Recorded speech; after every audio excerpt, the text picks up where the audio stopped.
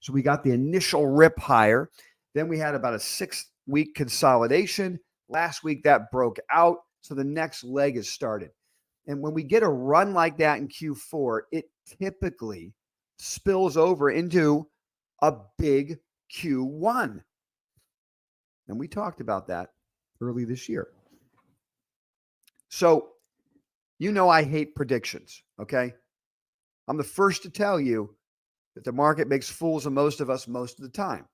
So when I share this expectation with you, not a prediction,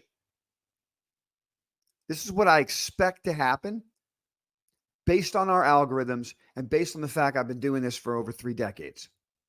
You have a big Q4 rally, spills over sometimes into a huge Q1.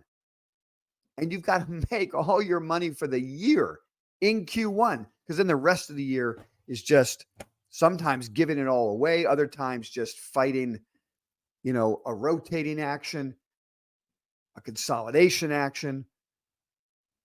So we're following the investment strategy of get while the getting's good. Load it up on triple the indexes, load it up on double the indexes.